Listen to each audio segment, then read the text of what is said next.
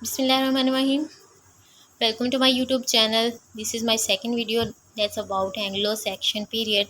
Anglo-Saxon period हमारे पास जो start हुआ था वो 449 से लेकर 1066 तक रहा। ठीक है, अब हम लोग इसको डिटेल से डिस्कस करेंगे। 3 मेजर पीरियड्स रहे हैं इंग्लिश लिटरेचर के अंदर, यानी कि हमारा जो इंग्लिश लिटरेचर है अभी तक उसमें 3 बहुत बड़े दौर गुजर चुके हैं जिनमें लिटरेचर को अच्छे से स्टडी किया गया। पहला है ओल्ड इंग्लिश लिटरेचर जो 449 से लेकर 1066 तक रहा है। ठीक है, उसके बाद आता है मिडल इंग्लिश जो 1066 से लेकर 1485 तक रहा है। उसके बाद आता है मॉडर्न इंग्लिश जो 1485 प्लस का दौर है, उसको हम लोग कहते हैं मॉडर्न इंग्लिश के लिटरेचर। ठीक है,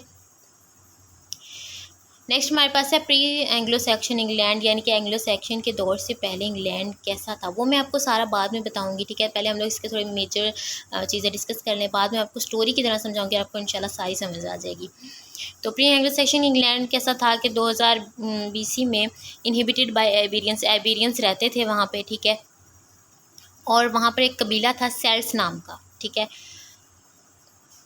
आइबेरियन के इलाके में सेल्ट्स नाम का एक कबीला था। ठीक है, जो हम लोग देखेंगे कि एंग्लो सैक्सन में भी पाया जाता है। ठीक है, और ये जो आइबेरियंस थे इन्होंने हमला किया था सेल्ट्स के ऊपर। इन्वेडेड मतलब हमला किया था। और 55 BC में जुलियस सीजर आए थे, उन्होंने हमला किया। फिर ये एक पार्ट बन गया रोमन एम्पायर का क्लैडियस के दौर में। और उसके बाद फर्स्ट एंग्लो सैक्सन इन्वेजन हुआ, यानी कि एंग्लो सैक्सन का फर्स्ट हमला हुआ इसके ऊपर, और ये सब वजूद में आया। एंग्लो सैक्सन सोसाइटी कैसी थी वो देखते हैं। Major tribes were the Anglo Saxons and Jutes. जो एंग्लो सैक्सन का पीरियड था उसके अंदर 3 बहुत बड़े कबीले थे। एक था एंगल्स, ठीक है, जिसको एंग्लो कहते हैं, एक सैक्सॉन्स था एंड एक था ज्यूट्स। ठीक है, जूट्स तो था वो थोड़ा माइनर कबीला था, लेकिन एंग्लो सैक्सन्स जो थे वो बच गए और जूट्स धीरे धीरे ख़त्म हो गया। सोशल यूनिट इनका था वाज द क्लैन, यानी कि इनका सोशल यूनिट, इनको ज़्यादातर ये कबीलों की सूरत में ही रहते थे। क्लैन कहते हैं कबीले को, ये कबीलों की सूरत में ही रहते थे। और हर मेंबर को डिफरेंट तरह की रिस्पॉन्सिबिलिटी दी जाती थी। ठीक है, और हर मेंबर अपनी ज़िंदगी का कोई ना कोई मकसद रखता था कि वो मतलब फॉर एग्जांपल अगर वो किसी से बदला लेना चाह रहे तो मतलब हर बंदे ने अपनी ज़िंदगी का मकसद रखा हुआ है। उसके बाद फ्यूडल टाइप सिस्टम था, लीडर होते थे, और वो लीडर जो थे जैसे किंग होते हैं उनके पास बहुत ज़्यादा गोल्ड होता है, हॉर्सेस होते हैं, तो इनके पास भी ऐसा ही था। ठीक है, बिलीव करते थे ना strong sense of fate doom, यानी कि इनका अपने मज़हब के ऊपर और किस्मत के ऊपर बहुत ज़्यादा इनका बिलीव था। एंग्लो सेक्शन जो है ये अपने किस्मत के बारे में कोई भी मतलब कहते हैं ना एक अंधा एतबार किस्मत के ऊपर, आपका खुदा पर एतबार नहीं, आपको किस्मत पर एतबार है, तो वो हाल इनका था। ठीक है, और इनके ज़्यादातर जो सोशल लाइफ थी वो मिड हाल के अंदर होती थी। एक हाल होता था उसके अंदर ये अपने सोशल लाइफ को ज़्यादातर डिस्कस करते थे। रिलीजन इनका कैसा था ये देखते हैं। देवर केम टू इंग्लैंड, यानी कि जब ये इंग्लैंड आए हैं उसके बाद ST अगस्टाइन जो थे उन्होंने पॉप जॉर्जी को इंग्लैंड में भेज दिया 597 के अंदर। फिर क्या हुआ, कंटेम्प्रेरी यहाँ लैंड ऑफ कंटेम्प्रेरी जो थी उसमें वो आए हैं सेंटर 4 के अंदर। ठीक है, उन्होंने इंग्लिश चर्च बनाई और वहाँ पर आज भी चर्च मौजूद है। एंग्लो सेक्शंस ईज़िली कन्वर्टेड, यानी कि वो ईज़िली कन्वर्ट हो जाते थे एक मज़हब से दूसरे मज़हब के अंदर, उनको उनके पॉइंट ऑफ व्यू से ईज़िली हटाया जा सकता था। माना वो बहुत मजहबी थे, लेकिन इन्होंने जब चर्च बनाई तो उन्होंने अपने क्रिश्चियनिटी को अडॉप्ट कर लिया। ठीक है, द डेनिश इन्वेजन हुई थी, बहुत बड़ी वार थी एक, वो कब स्टार्ट हुई थी, डेनिश इन्वेजन हमारे पास स्टार्ट हुई थी 8th सेंचुरी के अंदर। ठीक है, और इंग्लिश कोस्ट का दौर रहा था ये। तो इस दौर में क्या हुआ था कि साउथ वर्स नॉर्थ हम्ब्रिया के इलाके थे जिनमें वेसेक्स नाम के एक पोइट थे, वो बहुत फेमस रहे हैं इस दौर के, stored bye Alfred the great. लेकिन एल्फ्रेड ग्रेट ने आके उनकी इंपॉर्टेंस को भी थोड़ा कम कर दिया है। ठीक है,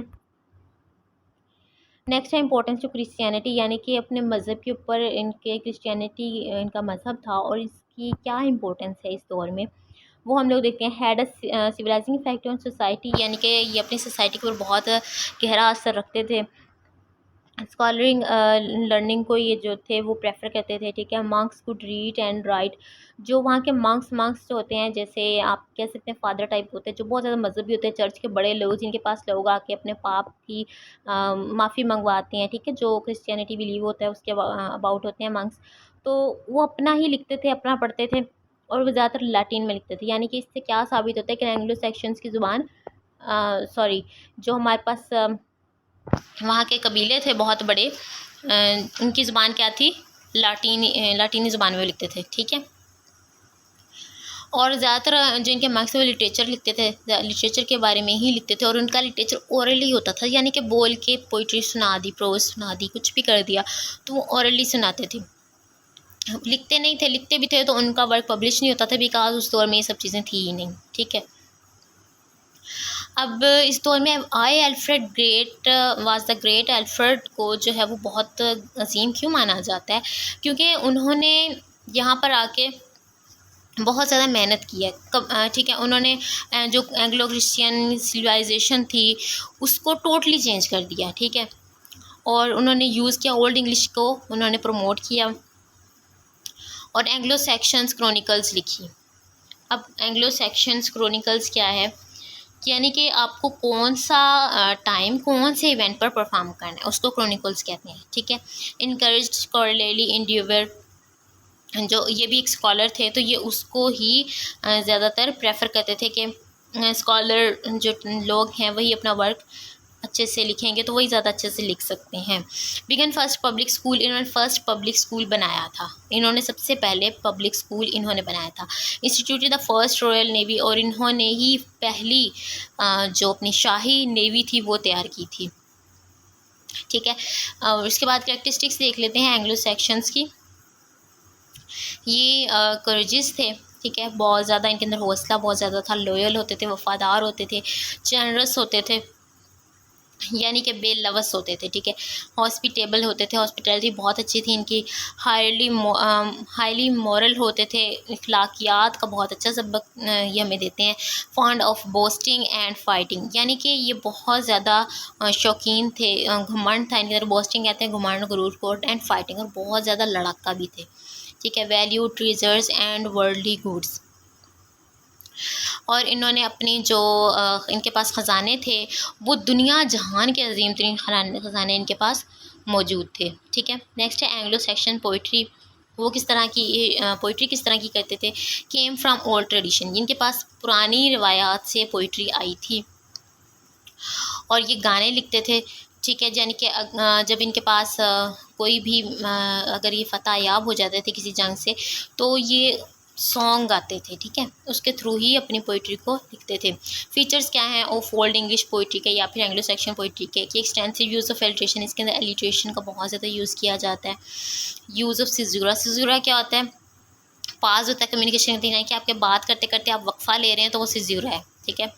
4 बीट लाइन होती थी, हर लाइन मतलब 4 लाइन में जिस स्टैंजा टाइप आप लिखते हैं, ठीक है, क्वार्टर्स के फॉर्म में, वैसे ये लिखते थे।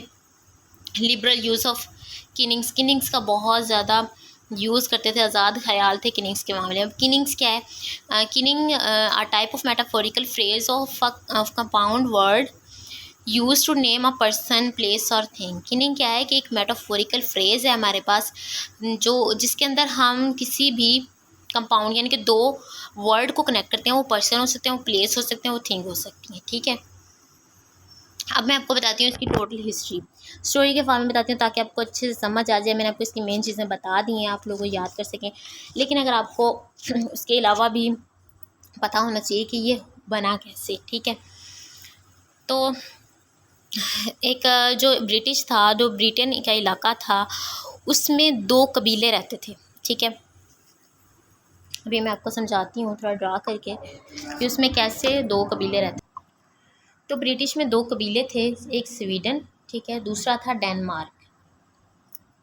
स्वीडन एंड डेनमार्क, ब्रिटेन के अंदर 2 कबीले रहते थे, ठीक है। और ये कहाँ पे रहते थे, ये किनारों पे रहते थे। किसके किनारों पे, अपने जो ब्रिटेन का इलाका था उसके किनारों पर 2 कबीले आबाद थे, स्वीडन एंड डेनमार्क, ठीक है। और जिस लैंड को ये ऑक्यूपाइज कर रहे थे, जिस लैंड पर रहते थे, उसको कहते थे एंगल लैंड, ठीक है। इस वजह से इसका नाम इंग्लैंड पड़ गया।